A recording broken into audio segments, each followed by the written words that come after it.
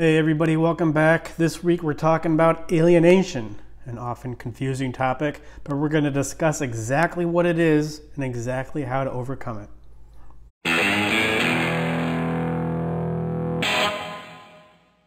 Alienation is something that we all feel. Well, I know I do. There are people out there, there are activities out there, there are things out there, and I've been here. I'm somehow disconnected from it. Or it's often popularly phrased as America is divisive. We're more divided than ever. That's actually not really true, but we feel that it's true, so it does indicate something that's going on with us psychologically, at least in America. If not America, the West, or I don't know, maybe even the entire world. Who knows? So what is alienation and how do we deal with it? Well, I think it speaks to the prevalence of alienation that we all feel it to some degree, that war movies are so popular. I think it's more than just the big guns and tanks. I mean, that's a fun part of it too, but we really relate emotionally to war movies, even though what percentage of us have actually been in a war. Most recently, 1917 has come out, but also I'm thinking of particularly Saving Private Ryan and Dunkirk. So what do they do? How do they structure these movies? Well, there's this huge war going on, a lot of uncontrollable things, but they nail the plot down to a specific thing that the main characters need to do. In Saving Private Ryan, it was Saving Private Ryan. In Dunkirk, there were those three stories that kind of fed into each other, very specific things, and I haven't seen 1917, but I'm sure what the two main characters need to do in that movie, very specific. So there's this huge war, yet they tell the story of the huge war through this one very specific, very concrete task.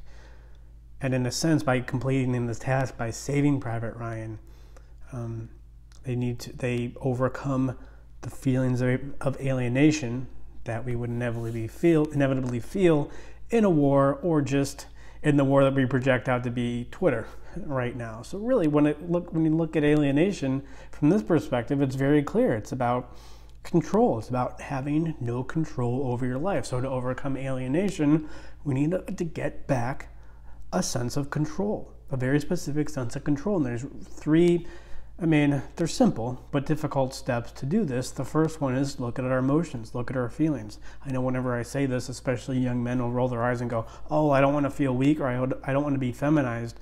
Yeah, I agree. You don't want those things. And a big part of not being weak, not being feminized, is looking at your emotions, looking at your feelings, and doing it in the right way, understanding our emotions exactly for what they are and speaking to exactly what they are. Like, I'm sure you've been in this situation, we all have.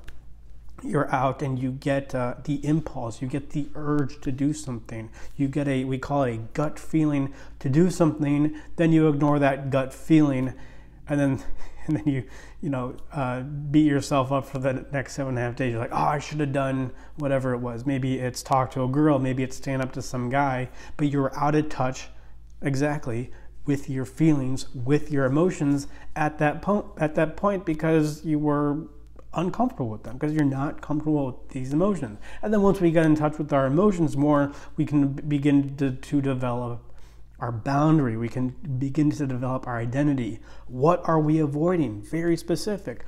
What do we need? Very specific. We need to save Private Ryan.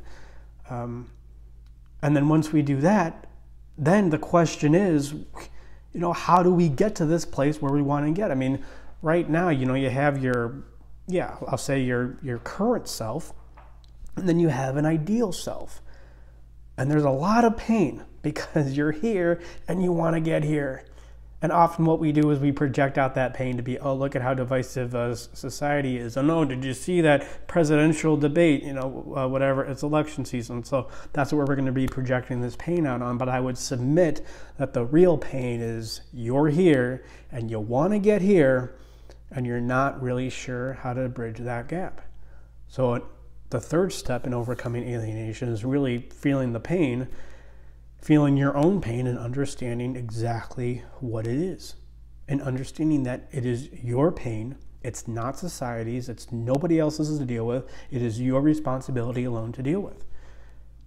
And then once you do that, then the path to your future self, to who you really want to be, it kind of makes itself be known. And that's exactly what we work on here at Animus. I think it really comes down to understanding emotions exactly for what they are, and then overcoming our alienation, overcoming our isolation, that feeling of, oh, look at all those activities, look at all those people out there, and I'm here, that naturally begins to resolve itself as soon as we look at our emotions for what they are. So schedule a free consultation, animusempire.com/schedule, and I'll leave it there. And always remember that when it comes to alienation, the thing that we ultimately feel alienated from is our own self.